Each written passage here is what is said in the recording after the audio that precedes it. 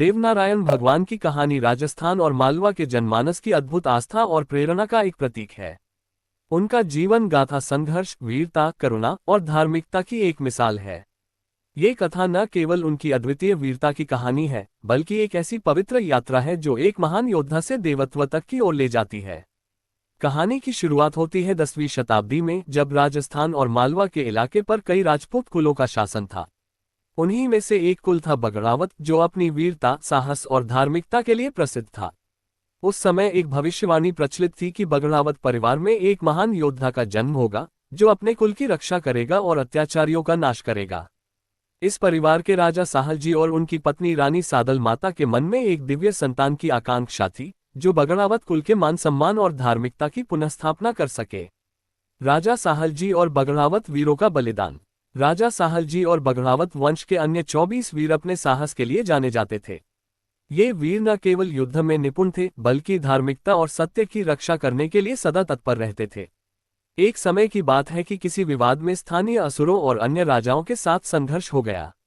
इस संघर्ष में बगड़ावत वीरों ने शत्रुओं का सामना करने की ठानी। ये संघर्ष इतना भयानक था कि राजा साहलजी सहित सभी 24 बगड़ावत वीर वीरगति को प्राप्त हुए।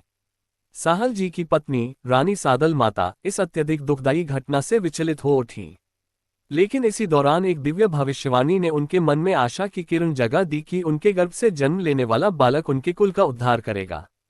रानी ने कठिन तपस्या की और भगवान से प्रार्थना की कि उनका पुत्र न केवल एक महान योद्धा बने, बल्कि उनके कुल के सम्मान की पुनर्स्थापना करे। देवनारायण का जन्म और चमत्कारिक बचपन। रानी सादल माता की तपस्या का फल उन्हें तब मिला जब देवनारायण का जन्म हुआ। कहा जाता है कि देवनारायण के जन्म के समय अनेक चमत्कार हुए। चारों ओर दिव्य प्रकाश फैल गया, आकाश में देवी देवताओं के जयकारे गूंजने लगे और वातावरण में एक पवित्रता का संचार हो गया। इस बालक को जन्म से ही विशेष शक्तियां प्राप्त थीं और उसे विष्णु का अवतार माना जाने लगा। देवनारायण का बचपन अद्भुत और चमत्कारों से भरपूर था। जब वे केवल बालक ही थे तो उन्होंने अपनी दिव्य शक्तियों का प्रदर्शन करना शुरू कर दिया।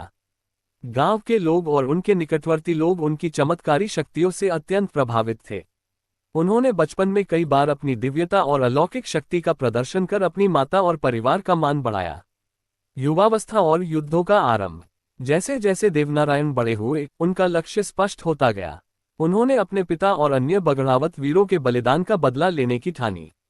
उन्होंने अपने कुल की मर्यादा को पुनर्स्थापित करने का प्रण किया और अत्याचारियों का नाश करने के लिए कई युद्ध लड़े। देवनारायण के नेतृत्व में बगड़ावत परिवार के बचे हुए योद्धाओं ने शत्रुओं से बदला लिया। उन्होंने भंवरगढ़ के राजा मनसू और उसके साथियों जैसे असुरों का नाश किया, जो जनता को परेशान करते थे। देवनारायण के युद्ध कौशल और नेतृत्व क्षमता से प्रेरित होकर कई अन्य वीर योद्धा उनके अनुयायी बन गए। उन्होंने बगड़ावत वंश को फिर से संगठित किया और अपनी प्रजा को सुरक्षा और न्याय का आश्वासन दिया। उनका पराक्रम और साहस उन्हें देवताओं के समान पूजनीय बनाने लगा।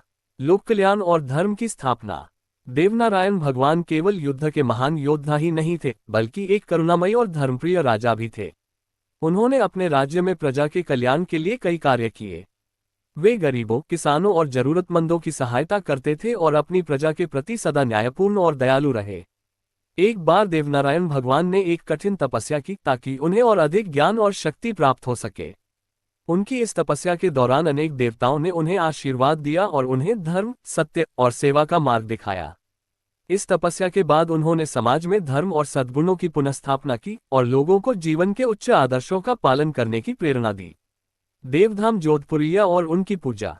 देवनारायण भगवान का प्रमुख मंदिर राजस्थान के टोंक जिले में जोधपुरिया में स्थित है, जिसे देवधाम जोधपुरिया के नाम से जाना जाता है। यह मंदिर उनके भक्तों के लिए अत्यंत पवित्र स्थल है। माघ माह में यहाँ विशेष मेले का आयोजन होता है, जिसमें लाखों श्रद्धालु भाग लेते हैं और भगवान देवनारायण के प्रति अपनी आस्था प्रकट करते हैं। देवधाम जोधपुरिया में उनका जन्मोत्सव बड़े ही धूमधाम से मनाया जाता है, जहां भजन कीर्तन, पूजा अर्चना और धार्मिक अनुष्ठानों का आयोजन होता है। देवनारायण भगवान का संदेश और शिक्षा।